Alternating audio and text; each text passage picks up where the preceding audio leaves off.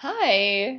Um, so my name, actually, I'm not going to give you my name because I'm trying to do this in private, even though you can see my identity in the form of my face. Um, I actually, was inspired to do a video, possibly more videos, um, from another YouTuber who does these really helpful videos. His YouTube name is Mouth of the Ape. And I remember, or the way that I found his videos is I went through a pretty bad breakup a few months ago, and I may be embarrassed to admit, but I will admit I Googled like how to get over my ex, what to do to get myself to stop thinking about my ex, all these things that I'm not sure how many other people can relate to, but um, I did these things and I stumbled upon, I'd just be scrolling and I read a few articles, but then I came across this YouTube video about, something titled like how to get over your ex or, and some similarly titled YouTube videos. And I watched it and something about this guy, and him sharing his advice and tips as he goes through his life, um, you know, goes through his breakup, which was a while ago, but offers just so much incredible, useful information and insight into not just getting over an ex, but to really flourishing in your life. And actually, that's the kind of the focal point of why I started to become so interested in listening to him. And I still would recommend listening to him. Anyway, he, for those who really, really follow him and watch his work, his clients, because he coaches a lot of people now, he recommends that we do the same. I mean, not in the same exact way per se, but um, it's been months now, and I finally feel like I'm in a place where I really, really want to share my insights. Of course, Mouth of the Ape, or Ape as he goes by, Ape, has helped me a lot, but I am also my unique, distinct person. Actually, my name means unique. I gave it away. um, and I thought that, in the process of learning how to get through this life and how to flourish in this life, I thought that it'd be interesting to share some of my thoughts and some of my, my discoveries about what's really helping me with the world, or maybe two of you. And if nothing else, then as Ape says, it's a very good way to sort of reinforce for myself everything that I've learned, because as the saying goes, a teacher in teaching, you kind of learn more. You kind of really master what you've learned and what you've adopted in your life. It like just kind of reinforces it. So, all that said, I want to make the theme or general focus of this video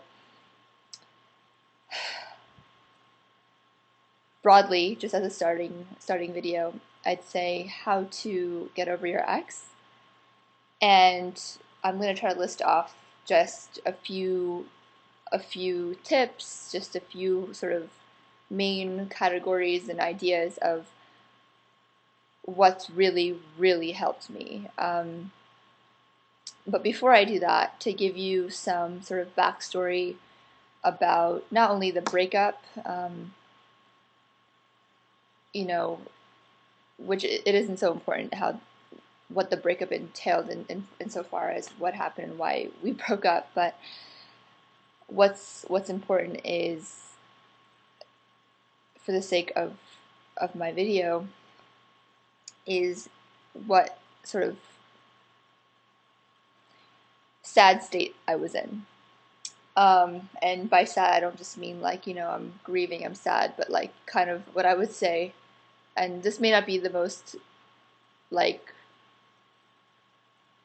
self-loving way to describe it, but sad as in I really feel bad for myself of a few months ago. I felt that I was losing my power. I felt that I just wasn't who I wanted to be, and all that. I mean, it was bad, to say the least. I didn't deal with it very well, but luckily I, you know, kind of fast tracked my healing process for what would take, I think, some people a lot longer. I really try to go full force in kind of bringing into my life things, habits, um, practices, just different things that I knew, even if I was feeling like absolute shit that day, things that would slowly, slowly, slowly make me feel better in the long run. So that's the one foresight I had when I was in the hellhole of my breakup. um, and what is it? It's March. It's March now, 2017, and the breakup happened in November of 2016. Jesus. So it's been what? Actually, I'd say the official breakup happened at the end of November into December, actually, if we want to be all technical about it. So I guess it's been not even 4 months, and I actually feel really good. I mean, of course, I have my absolutely shitty moments where, I see something or I hear something that reminds me of my ex, or I indulge in a memory of us together that brings me to tears or that makes me feel just so sad, and even angry. But that's the exception lately. That's definitely increasingly becoming a rare thing for me to experience. I expect it to happen, of course. I expect it to happen, I don't know for how much longer, but the important thing is that that's not the majority of my time. I'm not, where I was in December, where I was like curled up in a fetal position in my bed, just indulging in my, in crying and in, just feeling sorry for myself and feeling betrayed and feeling like not valued. I mean, it was just a long, long, exhaustive list. Excuse me. This is ginger tea, and I love it. I love teas forever, but this is something that I've been drinking um, for years, like kind of informally, being Indian and all. Like it's just kind of things that we've grown up drinking. But then learning the health benefits of ginger, I've just been drinking it kind of a lot more regularly. Probably every day now, a couple of times a day, 2 or 3 times a day. So I have a cup of ginger tea with me, which always helps me kind of calm down and relax. um, so, so yeah, that's kind of the general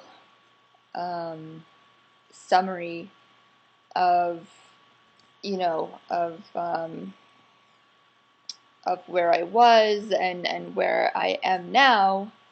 So just again, because this is my first time doing the video, I just want to make sure I'm really reiterating the points, like, or making the point kind of clear. I was just kind of like a zombie, you know. Um, and this was the first time I had experienced this kind of heartbreak, where it wasn't just a breakup, but I found out that my ex was talking to another girl, and you know, he admitted this to me. I didn't find out in some other crazy way, but long story short, I just felt utterly betrayed in a way that I had never ever felt in my life. And up until that point, I didn't know betrayal, the feeling of feeling betrayed, as well as I feel like I do now. Um, and I mean, it just completely broke me, you know. And I imagine that for a lot of people going through breakups, um, you know, even if there isn't, another person involved, your ex or whoever, um, talking to someone else or actually even cheating on you consistently. Betrayal can also entail just, being completely absent from a relationship and being mentally checked out and feeling sort of betrayed in that sense. I don't know if that qualifies as betrayal, but there's lots of different ways that so one can feel like they're betrayed.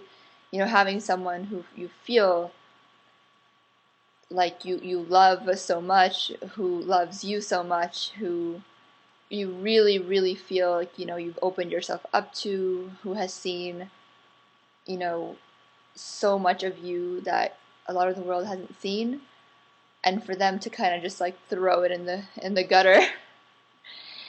It's I don't think, no matter how strong you are, that can't be an easy thing to digest.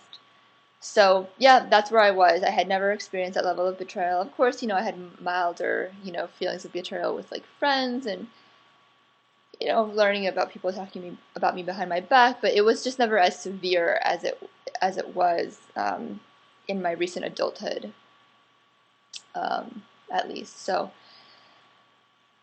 yeah, I was completely broken. I remember for the first few days, I was just kind of curled up in my bed, and I was like a zombie. I strangely, like, counterintuitively, besides like right before the breakup, where I kind of like sensed things were off and wrong, and I had kind of grieved almost like more fully before the breakup, because I just felt internally that something was wrong.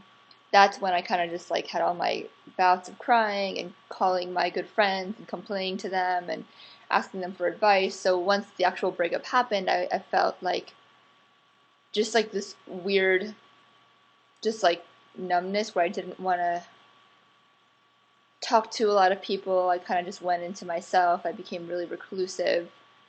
Um,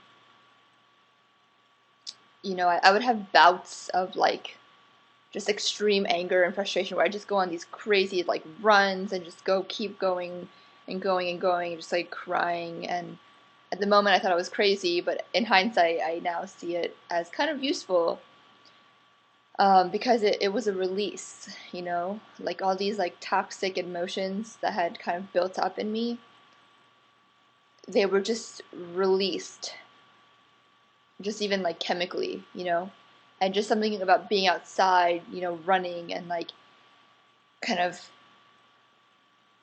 like exerting my energy in that way, as opposed to something destructive and just like screaming and crying. Like, it just got some of the stuff out there in a way that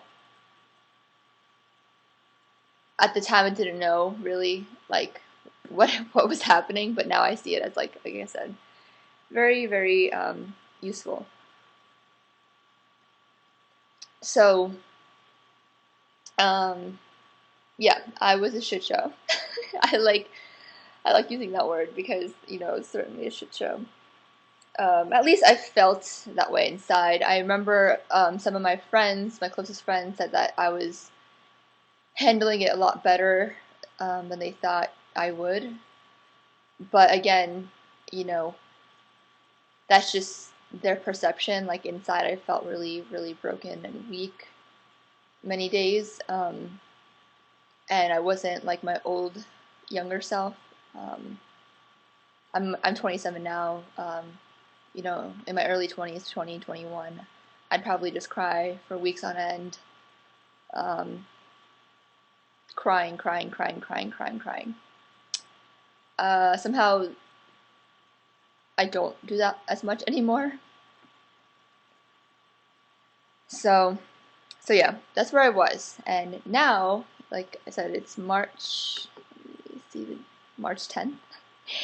And I could not have it in my wildest dreams, imagined where I am mentally, physically, emotionally, spiritually,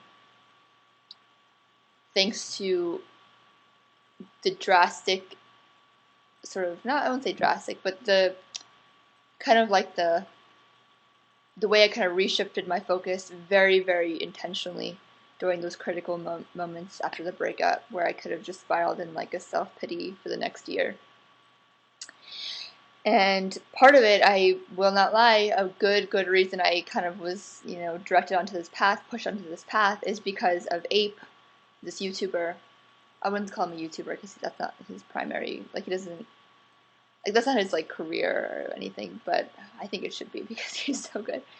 He does so many different things, as you will find out if you listen to him. So I am here again, like I said. And one of the things that I learned for how to get over your ex, the basic, you know, I'm not going to talk these like lofty, big ideas yet. Like I want to go to the bottom line, the very basic like bottom line situation for how to start the process of healing. This is just like a fundamental, like no questions asked, like you have to do this. There's no way around it.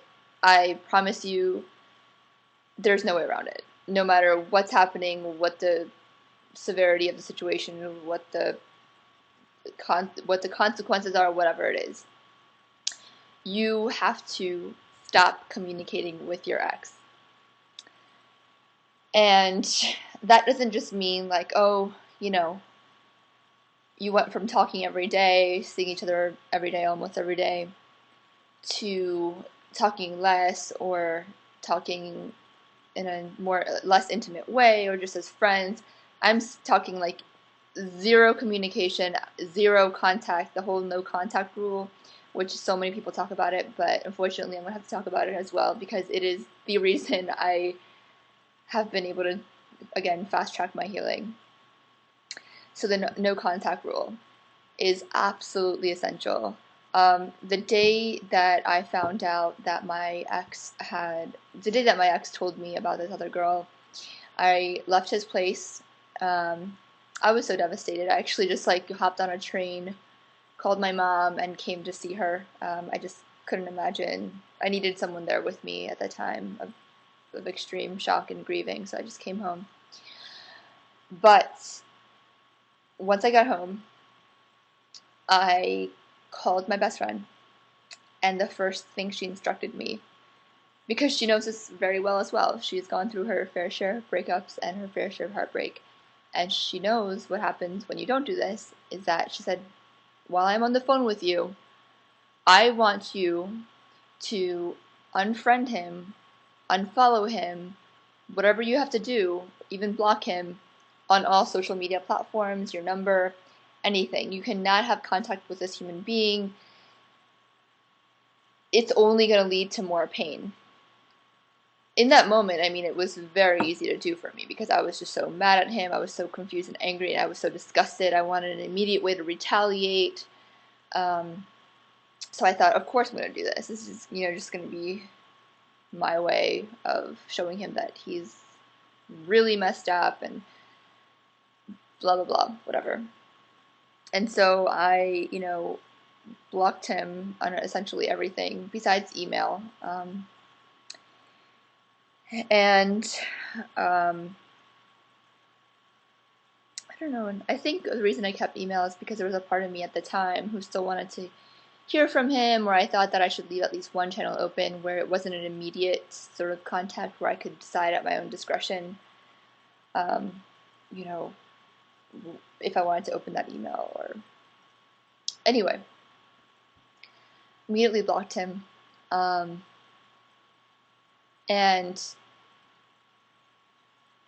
at the moment, again, like I said, I didn't really know the nuances of why that was really important, like as well as I do now.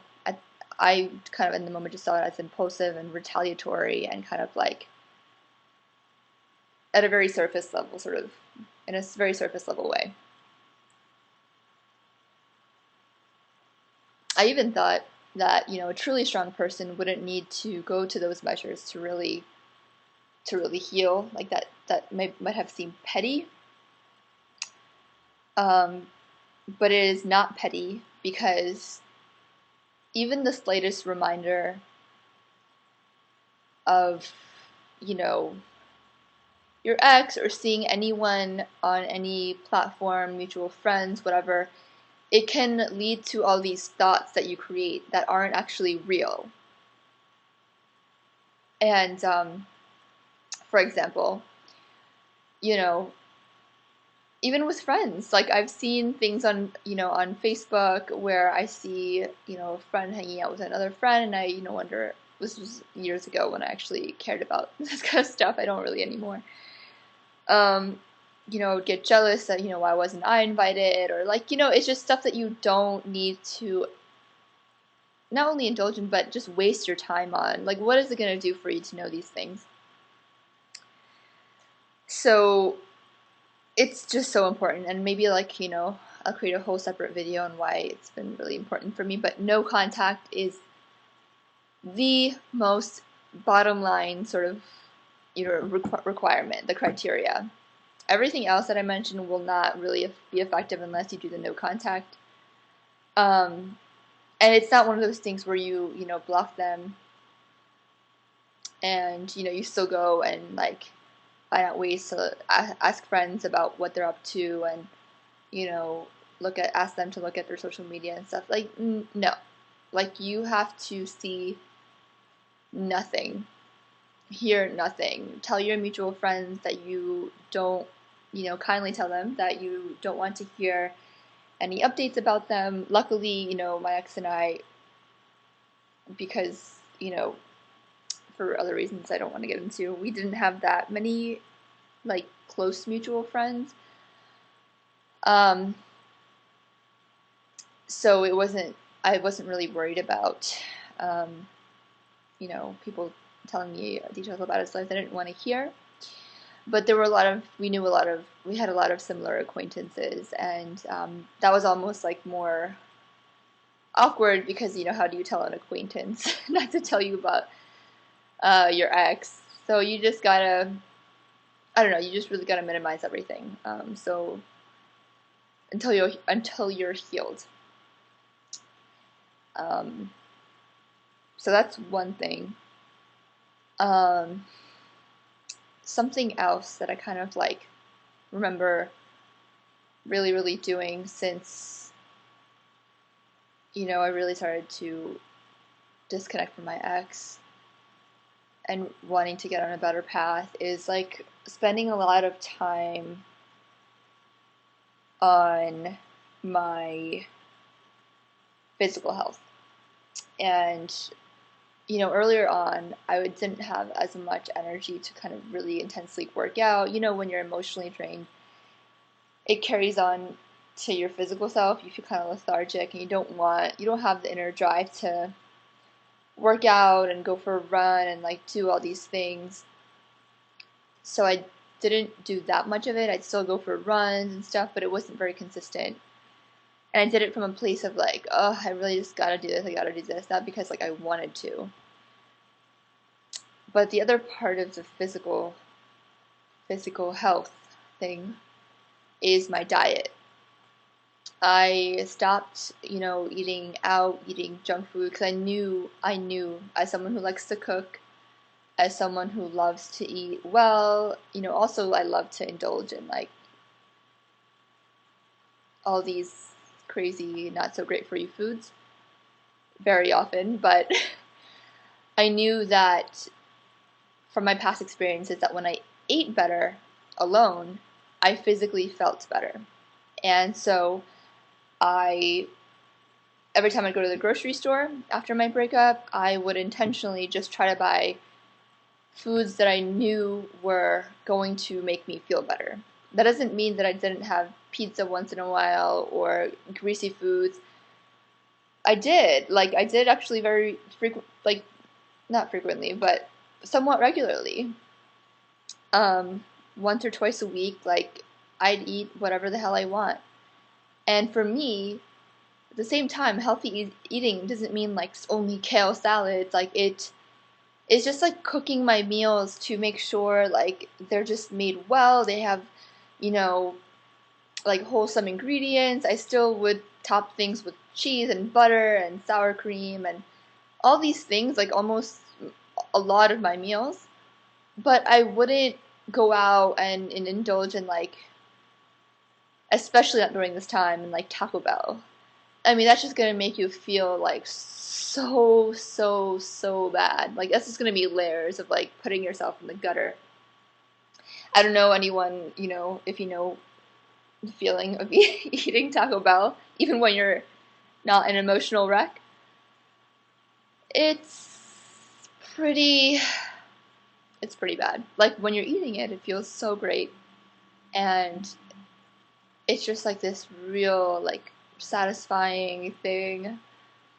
But afterwards, you just feel like, at least I do. I've heard a lot of people who feel very similarly. You feel kind of heavy and gross, and you kind of regret that you ever ate the Taco Bell. So imagine doing that to yourself while you already feel kind of crappy about the breakup. It's not going to be a good situation. You're just going to want to lay there on top of it all. You're going to spiral further down, you know? Um, so yeah, I tried to learn all these techniques. Like, again, Abe helped me so much. Like, he would recommend different things that he would eat and this and that, and like why he wouldn't eat that many carbs because of the sugar rush and the spike and whatever. And all these things like were so true. And I was starting to read up about these things. I used to drink a lot of milk and stuff, and this might be a point of like contention, and there's a lot of like opposing studies on this, but at least for me, dairy, eating lots of dairy kind of really weighed me down. And some studies show that dairy isn't actually that good for you. So I started to replace dairy with like almond milk, and like I try to make homemade almond milk, and all these things sound so annoying and hipster in some ways. But they slowly really helped me. Like, oh my god, and I just, not only did they help me in terms of the physical thing, like I've always loved cooking, but my life got very busy for a while, and I didn't spend that much time cooking in the past year or so. Like, I'd kind of just make things quickly or rushed. But focusing again on what I was putting into my body, like cooking, everything became so enjoyable for me. Like, thinking about my next meal became so exciting. Eventually, this wasn't overnight. By no means it was overnight. But kind of just getting that ball rolling of like, visiting this like food blog, or like this vegetarian or vegan food blog, or this, that, and the other, and trying to figure out how to incorporate proteins into this, and like my daily calcium intake, and how certain chemicals in this food, are good for your memory, or your brain, and how some qualities of this food are good for, another part of your body, or another organ, or another body system. And I would just like read up on different ingredients, and it became like a really interesting thing for me. Like, I would just like look up on my phone, health benefits of cashews, and I made like, cashew cheese, and like it's just absolutely endless what you could do with food. and you can make so many delicious, delicious, delicious meals. Um, so that's another thing. So no contact, physical health, which has two components: the uh, the exercise, which again, other separate videos I got more into as of the past couple months, and food, which I've been into for a long time, but I kind of reshifted my focus with food. And it might also even sound superficial, but like what is more common after a breakup than wanting to feel like, oh, I want to show my ex that I'm doing fine or I'm better off now, or like I want to like look better, I want to like just be more attractive, whatever. Even if it comes from a superficial place or like a revenge type attitude, try to channel that into the whole physical thing, Like for me, I thought like, if I run into my ex, I don't want to look like I've been eating Taco Bell every day and rolling around on my couch. I want to look the best that I can look. And that motivated me. So, um, yeah. Um, oh, I mean, this is kind of a personal thing, but drinking alcohol, I drink. I don't not drink. I don't drink that often. I drink pretty infrequently, but the thing about drinking is that when I'm going through a hard time in my life or I'm particularly emotional, drinking makes me more emotional in a negative way. And sadly, I have learned the hard way with this. So I cut out drinking completely, is the point that I'm trying to make. So that whole also relates back to physical health, but for me, it's just kind of cutting out things that I absolutely knew were kind of making me worse off. For you, if it's drinking, it could be drinking, it could be listening to like sappy emotional songs that's just going to remind you of your ex. Don't do it. Listen to, I mean, I'm not saying I'm above this, I did this during this breakup. But try to be present and like in the moment when you're feeling really shitty, and like try to figure out what's worsening that feeling of feeling really shitty, and just try to have the discipline to cut it out. Like, it doesn't have to be forever, obviously, just until you get better. Just until you get better. I'm still not really drinking, like, since the past 3 months. Like, I bought a bottle of wine and I have like half a glass with dinner like once every few weeks. But even that, like, I don't have as much of a desire to do, just because I've been on such a better track and I don't want to risk like getting emotional over a glass of wine. What else? Um, oh, this is definitely a big one.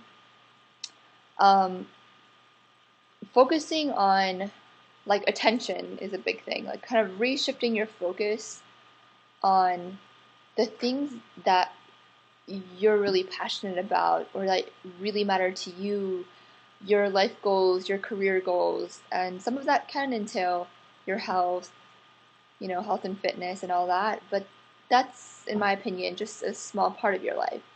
You know, you want to just kind of reshift your focus from the heartbreak and loss and the betrayal that you feel from your breakup to, okay, what's the next thing I want to create in my life, or how do I want this part of my life to evolve, or how do I want to take my career to the next level?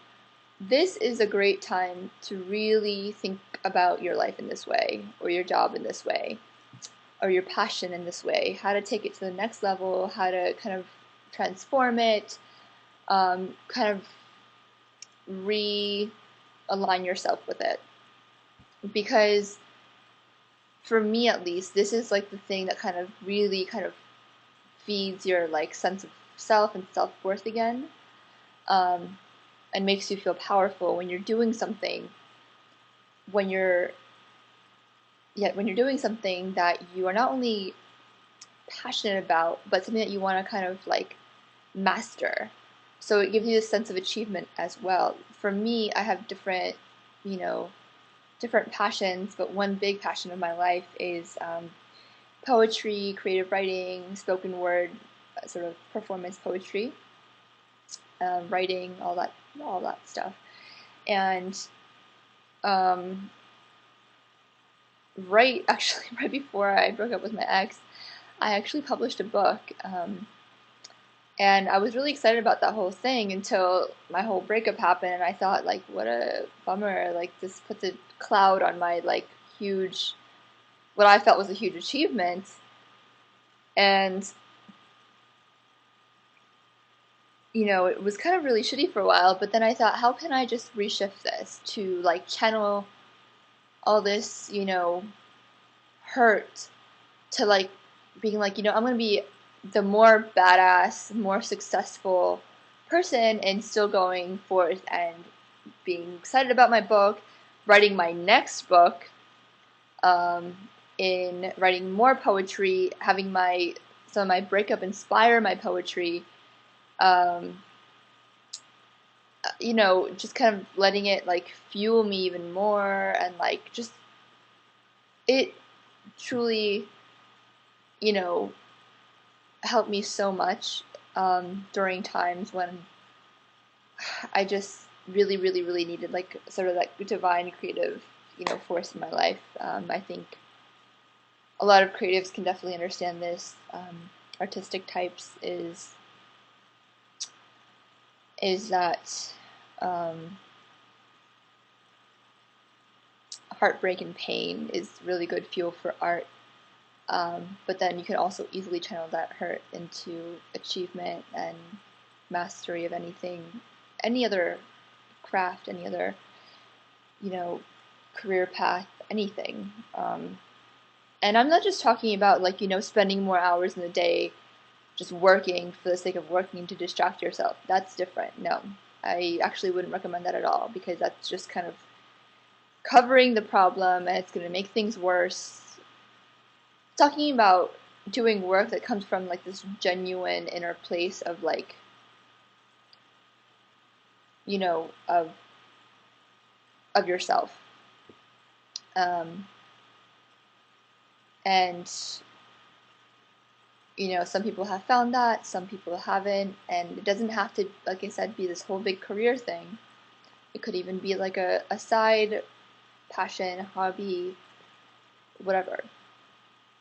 So kind of really like thinking about like how to master, how to really commit to a craft and really go for it, and really feel like, you know, that will ultimately make you feel like, okay, achieving, growing, building, like it'll restore all these things that felt broken in you.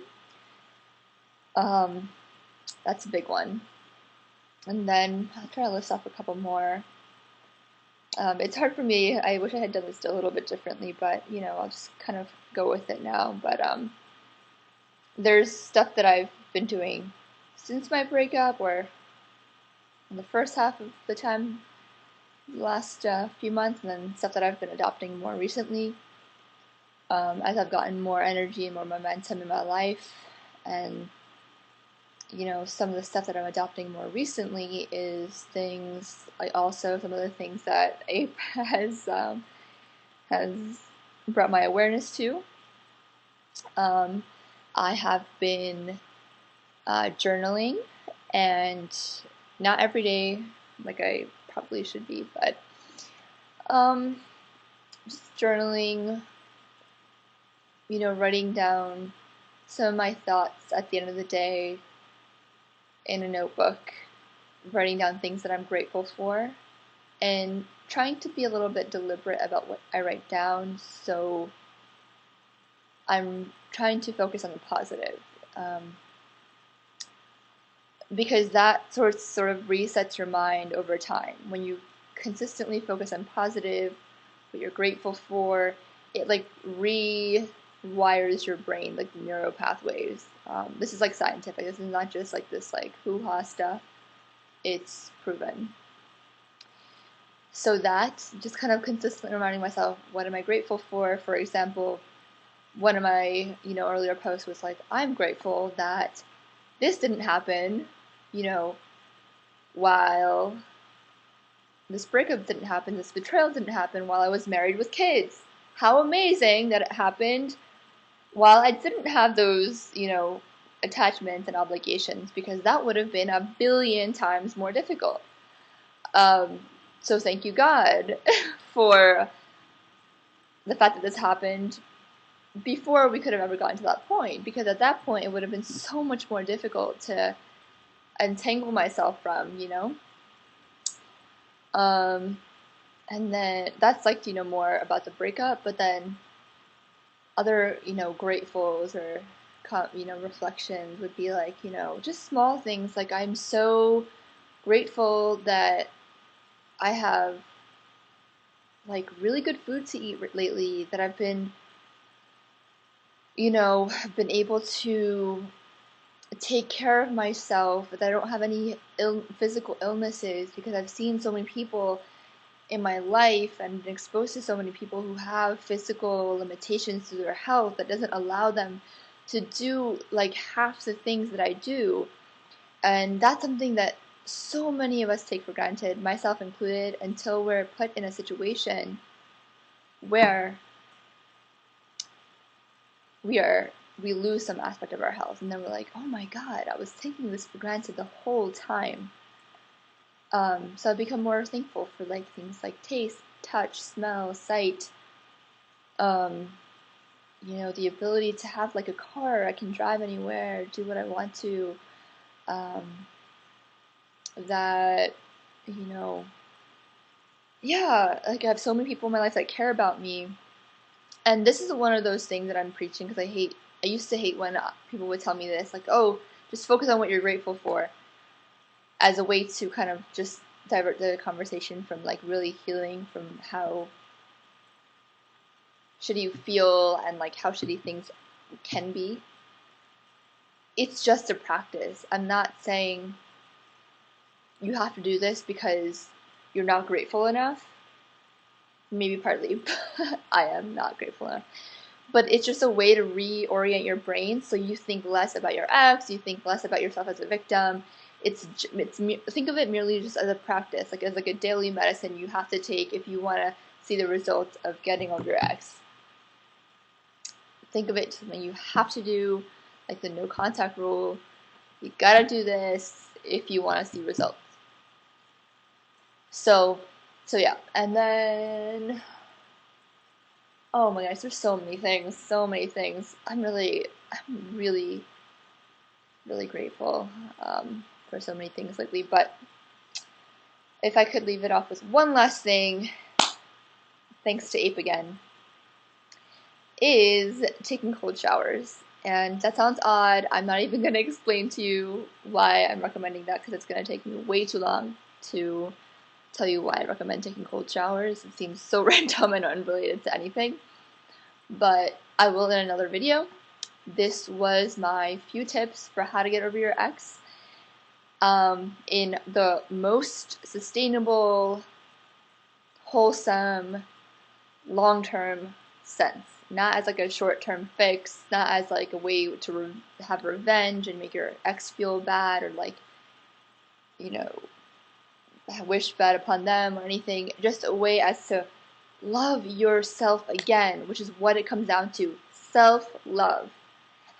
How to get over your ex is another way of saying self-love. I don't know if that actually made sense grammatically, but what I'm trying to say is, I could title this video two things and it would mean the same thing in my eyes. How to get over your ex and self-love. How to achieve self-love. Because when you've achieved like full self-love and like attention to yourself, you will automatically, naturally be able to get over your ex. And this is a very broad strokes. I really want to do more in-depth videos and talk about topics that are like, you know, not so glamorous and things like that, but hopefully I'll get to that in other videos. For now, thank you for listening to me. If you know, if this was helpful to you, I'm so happy. If you're going through a breakup, trust me. If you're going through betrayal, trust me. I know how you feel because I was there just 5 months ago. And it is, you know, something I'm still struggling with. It's not something that I think I'm going to fully heal from for a while. But I want to help you because someone else helped me, and I want to pay it forward. I want to create more awareness about how to actually live life in the process of healing from your ex. This is about so much more than getting over your ex, I promise you, and it's going to become self-evident to you. Stay with me. Thank you, and have a great day, and I will hopefully see you soon. Bye.